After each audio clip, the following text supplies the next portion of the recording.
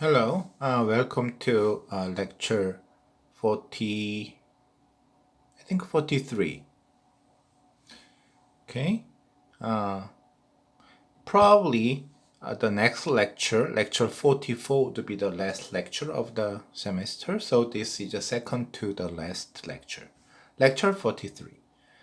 The terminology I introduce here is contribution. Basically, this lecture 43 is about explaining this and this, like some details of the tort law.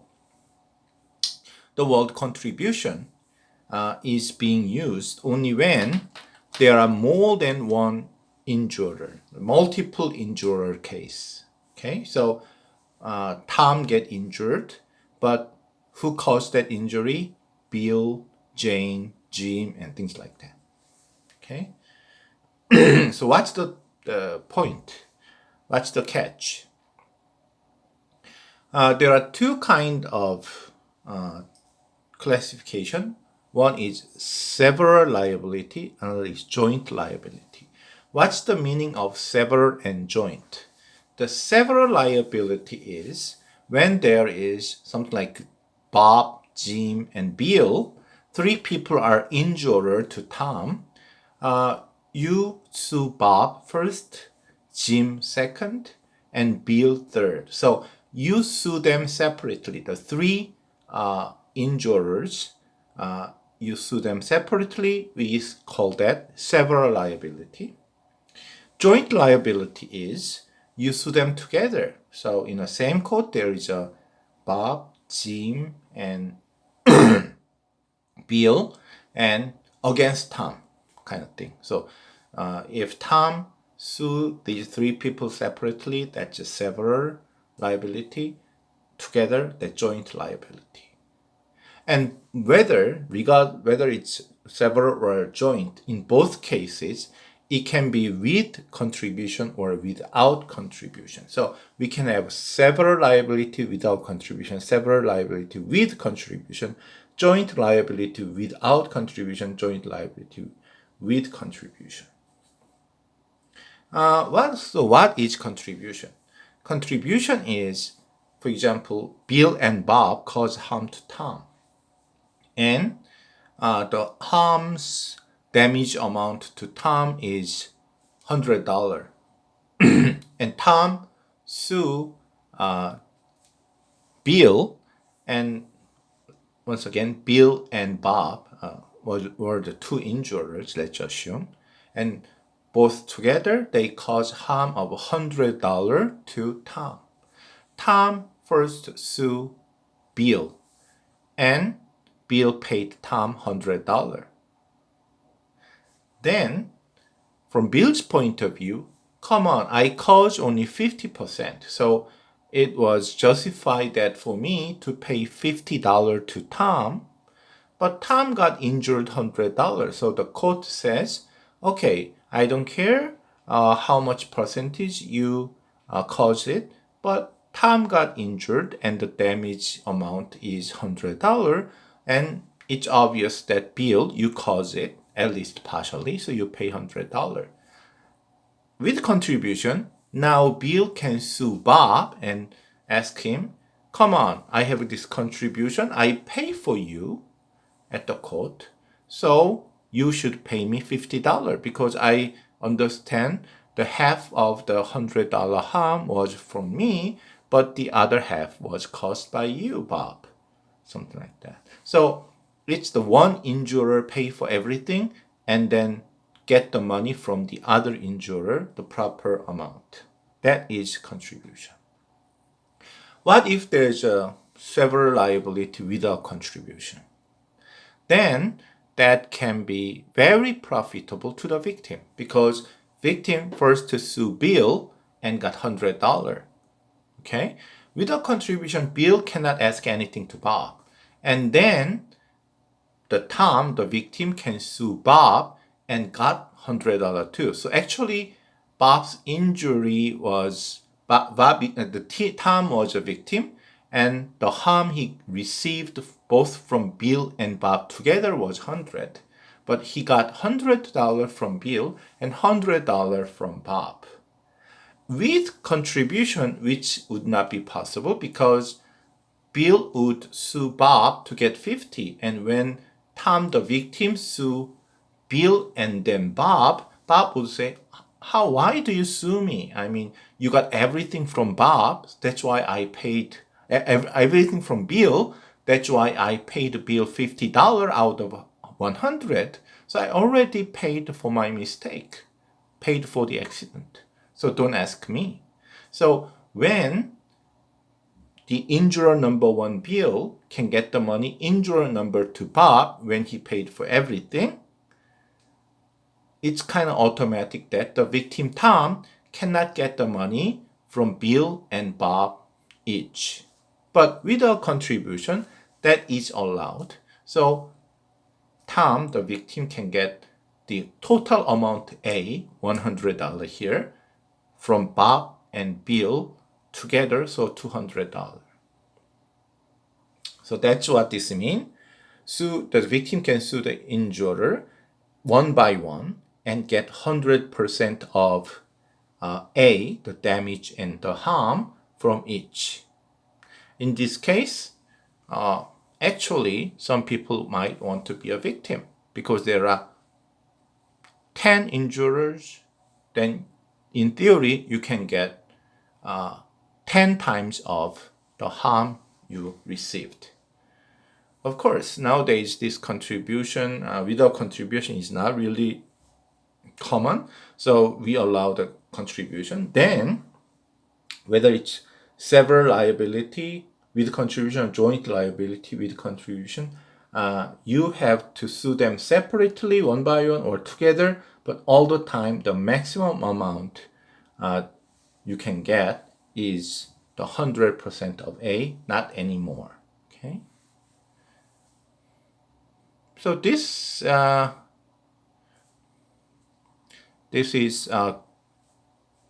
what it means, contribution. Punitive damage. Punitive damage is the judge or the court order the injurer to pay more than actual harm A, maybe twice more, 50% more, and things like that. Why can it be justified? Why the court want the injurer to pay more? Because there exists enforcement error in this real life. We briefly mentioned about litigation cost.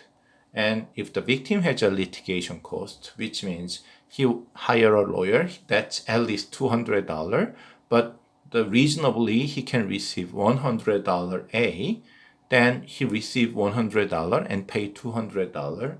That's not fair. So the victim may not sue the injurer. Or sometimes victim never even realized that he have this harm from the accident or something. Or victim may say, "Oh, it's hopeless. I mean, I'm pretty sure the injurer harmed me, but it's very difficult to prove that," kind of thing. So, in real life, many victims knowingly, unknowingly do not sue the injurer. So when we found out one case of the injurer's harm, potentially the injurer had harmed before but never been sued. So in order to give the injurer proper amount of incentive to be careful, precautious, what can we do is that we charge him more than A, so that even though he had some cases that because of enforcement error, maybe in the past he didn't pay what he should have paid because the victim gave up suing, but when some victim actually suing, the court might say, okay, this is a good chance. My guess is you should have been sued more, but not. So in this case that you are sued, I think there are unknown cases, like 2-3 cases. So I want you to pay more than A, maybe twice or 3 times. So punitive damage is injurer should pay more than the actual amount of harm A in order to make him careful enough. Because if we just ask him pay exactly A, the problem is sometimes he avoid pain, then his precaution level would be less than optimal. Okay, that's what punitive damage is about. But one problem might be, I mean, there was very famous case that in Dunkin' Donuts, the waiter or waitress poured some hot coffee on the customer, so customer got a burn, injured, and then hospitalized. So basically, his skin got operated or something. But then the amount the judge sentenced for the Dunkin' Donuts to pay the customer is ridiculous. It's like $10 million or something. I mean, you got burned by hot coffee, and of course there are some customers who are burned but say, okay, I'm not gonna sue the Dunkin' Donuts for that. But then, like it's a one stupid burn. I mean, how can somebody's got injured by burning can justify $10 million or something? So this punitive damage sometimes become, I mean, from common sense point of view, ridiculously high, and that was a big fuss in America because many businessmen say, I mean, like we make a small mistake, and every time the court charges us $1 million, like $100 million, $10 million, something like that, then we would be like so afraid of that, scared, and nobody would do the business. We are going to quit the business or something. How can that be good for the country? So now there is a movement that this kind of ridiculously high punitive damage shouldn't be done. So, I think the America is finding the balance between what is proper amount. In Korea, on the other hand, it is known that punitive damage is not often carried out, so do not give the proper incentive not to do it. So it's a matter of degree which one is correct. Tort cases. We have so this book, the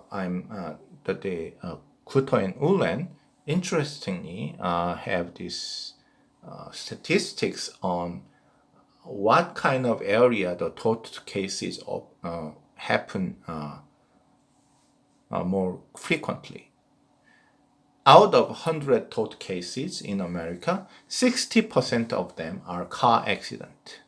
As I have made examples of so many car accident things, that's not by coincidence. So when we talk about accident, that's in this modern society mostly car accident. Okay. And the second most frequent thing is premises liability. Ooh, what does that mean? It's 17%. Fall down or sleep at somebody's places. You go to the restaurant, the floor is slippery, you fall and break your leg or something. Or you are in a building doing business or something, and then something fall down on you, kind of thing. So you are in somebody else's property, but then whether you fall, something fell on you, or you fell and things like that. So you sue the place, the owner, that how come your coffee shop's floor is so slippery, and how come your coffee shop has something on the road, so you just like your foot got caught by your foot and you fell down and things like that. So the facility was not safe enough. That's why, something like that. And in my personal experience, there was some student who leaned on kind of thing. The world broke down, like surprisingly, and then he fell. Very sad story. So that the Yonsei University should pay him the medical costs and everything. So those things are premises liability. So anyway, when you have a building, own a restaurant or something, or a business place, something, you have to be sure that everything is safe and things like that. Because the second most frequent tort case is premises liability. Medical malpractice, we are going to talk a little bit more later, but that's 5. The by accident, the nurse, the doctor made a mistake. I don't know how frequent that would be, but they are only human beings, so I'm sure that they make some due amount of mistake. Like me, I make a mistake in the lecture, I miscalculate something and things like that. But for me, that doesn't harm very much. I mean, the student may puzzled a little bit if I explain it correctly. May they immediately understand if my calculation is wrong. They are puzzled. How can professor wrong? And then they convince, oh, this time the professor is really wrong and kind of thing. So they waste their like 1 hour or something. But luckily nobody sue me. But if you're a medical doctor and make a mistake, somebody die or somebody got sick, even though they don't have to be sick, things like that. So medical malpractice is serious tort. And product liability is what we talked about. The consumer is concerned. You make something, you make a bottle, you make a toy, and somehow the kids got injured by toy, then you made the toy dangerously, so they sue you and things like that. That's product liability. So these are number 1, 2, 3, 4 most frequent tort law cases. Next topic is defensive medicine. Defensive medicine is because the doctors are so afraid of medical malpractice, making mistakes. So when you are treating a patient, you should focus on make the patient get better. But then, as a doctor, humanly, understandably, they are very afraid of what if I treat him and then something goes wrong, the patient sue me, then I may not be a doctor anymore. I may end up paying huge money to them. So what should I do? So maybe out of 1,000 cases, 1,000 patients, 999 it would be okay to apply medicine A and B. But then there are one patient out of 1,000, like 0.1%, that patient need not only A and B, but also C.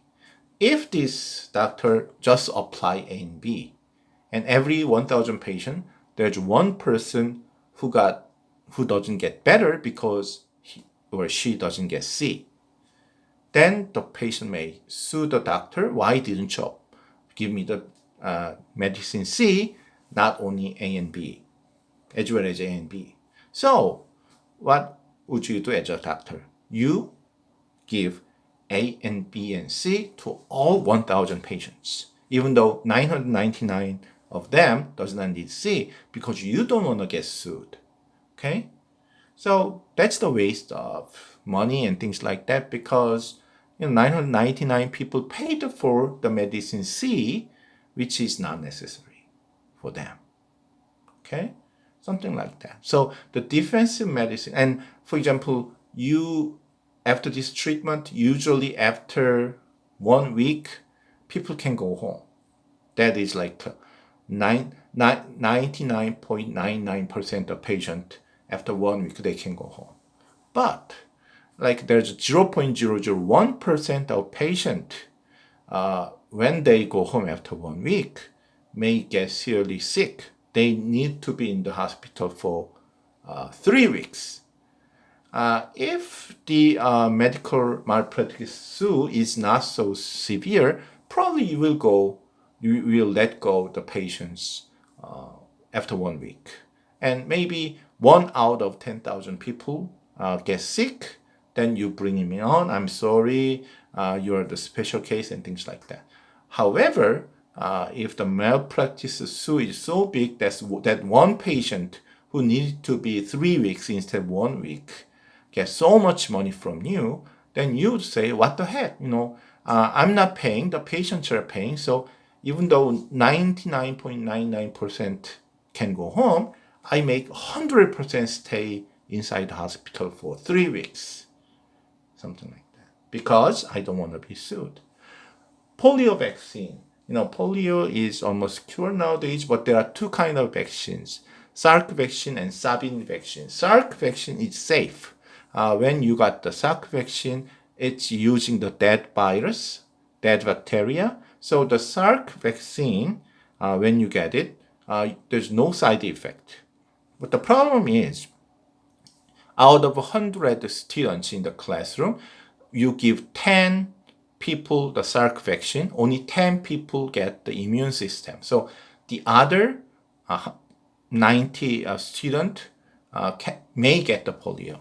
What about Sabin vaccine? Sabin vaccine is using a live virus. So when 10 people out of 100 got Sabin vaccine, not only the 10 students, but the other students around, so the all 100 students would get the immune system.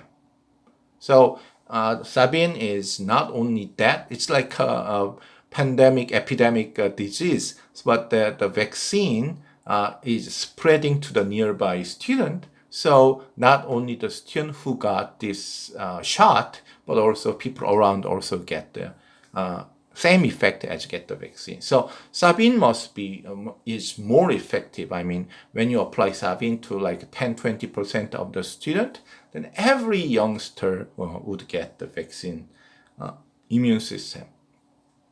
But the Sabin vaccine has one side effect. Every 4 million people get the shot, one person die something, get really, really sick. So so if you are the medical company, are you going to produce Salk or Sabin? The answer is Salk. Salk is not as effective, but it's safe. Sabin, very effective, but if you apply 4 million students, one student may die or very sick, and you end up paying huge. Okay. Therefore, this fancy medicine is a problem. Another very interesting, even though it's only two sentences, is Workers' Compensation Commission. What is it? It's no fault liability. I mean, when you are employee of the automobile company and you work with the automobile and you made a mistake or there's something goes wrong, the automobile fall down, something like that, and then you got injured and you need immediate medical treatment, but you do not have money. What would happen? In the tort law, you have to get some money somewhere and you have to sue the company. That suing process would take 2-3 years. And after 2-3 years, you finally get the money, may not. But then where can you get the money to get your own injury get treated? Then hire a lawyer and sue the automobile company and things like that. So what they came up with is, okay, let's not use the tort system. Let's not sue each other. When you're an automobile company, labor employee, and when you're working, you got injured, then let's make an agreement. The company, whether it's the company's fault or the worker's fault, nobody asks whose fault it is. Just the company pay for the injury. Okay? Then the implicit promise is that because immediately they pay for their medical treatment, the worker would not sue the company. Okay, so because we are workers and employer, we work together, we trust each other. When somebody got injured, then immediately we put them in hospital, pay everything, but the workers, maybe it's workers' fault, maybe it's company's fault, but we are not suing each other, kind of thing. So quick compensation, but no legal dispute. This is actually happens a lot. Like when something goes wrong in Yonsei University and something happened to me, some damage happened to me. I mentioned about the water tank rupturing and killed my computer like 15 years ago. The company paid me for the computer, and I didn't sue the company for their mistake and killing my notebook and things like that. So more frequently we can see this kind of behavior, and in Korean world it's 산재보험, 산업재해보험, something like that. So this is another example. The kind of insurance, kind of fund replaced the role of tort. Okay, thank you.